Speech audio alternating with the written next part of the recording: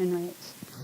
So it's very likely that everyone in this room has been affected by Alzheimer's disease, either through your family or your friends.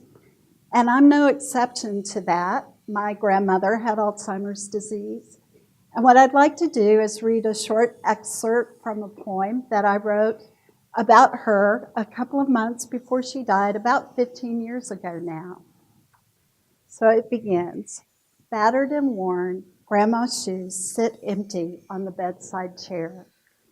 She is sleeping peacefully, breathing deeply, yet she grips the bedside rail, holding on to life, much as she used to hold on to the dashboard when Grandpa drove too fast. Her 92-year-old bones are barely covered with parchment-thin skin. Her eyes slowly open, and there is no recognition. She doesn't know me, but she knows my love, and she responds lovingly, patting my hand just as she did when I was a child. I love you too, honey, Grandma says. So that's a poem that I sometimes use when I'm teaching the medical students because I feel that it's so important that they understand the need for care and compassion for dementia patients, whether those patients can remember from one visit to the next who you are or not. It doesn't really matter. I've always had a heart for the elderly, even before I got my own AARP card.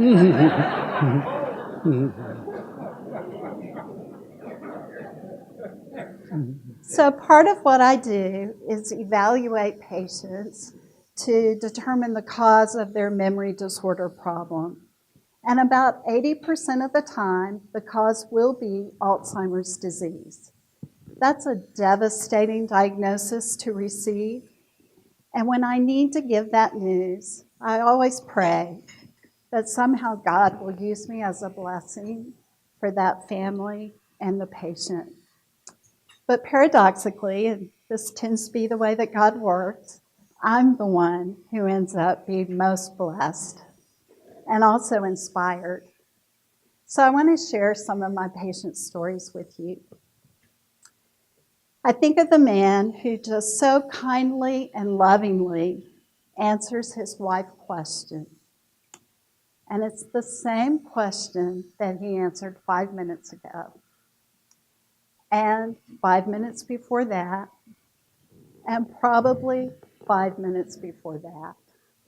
It really does take superhuman patience. And I also think of the wonderful woman who took her husband on one last long trip for an elite event, even though everyone told her, don't do it, it will be too hard. But she was determined that he not be disappointed, and she pulled it off beautifully. I think of the woman that I saw in clinic yesterday who told me that she had been doing the 5K walks for the Alzheimer's Association for years, and she admitted that in her mind she was doing it because one day she might get this disease.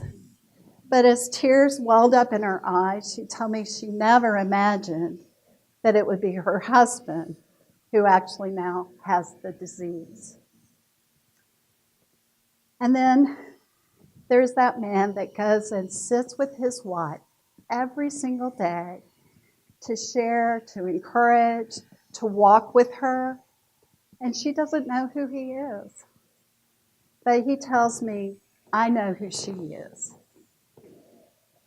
I also think of my patients and how they just continue to strive to have purpose, even as their memory and their cognitive skills decline, whether that be helping with the laundry or sweeping the porch, or in the instance of one incredible man to continue to raise money for Alzheimer's disease, even as he was afflicted with the disease, because he wanted those future people to have more treatments available.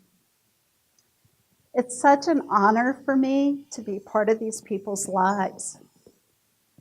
And they're on a very difficult journey. It's so important for them to know that everything that can be done will be done. And I try to make sure of that. Caregiver support is also critical. No one should have to figure out how to do this on their own, and the support needs to be ongoing.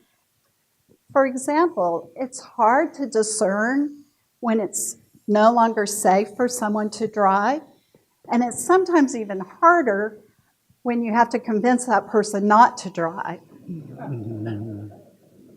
So what do you do when your dad hit 5 cars in one parking lot and yet still thinks he's okay? It takes a multidisciplinary team to address that challenge and many other daily challenges. And when the Biggs Alzheimer's Institute opens later this year, we will have that team. We'll have the counselors and the dietitians and the occupational therapists and the psychologists and the psychiatrists and the neurologist to address the medical and the social needs, as well as to offer those clinical trials and the ongoing basic research. So my hope is that I've conveyed just a sense of the heroes that I serve, their courage and their determination, and also the promise of the Biggs Alzheimer's Institute and the comprehensive, state-of-the-art, compassionate care that it will offer, as well as the research. We can do no less because this disease affects the people that we love. Thank you.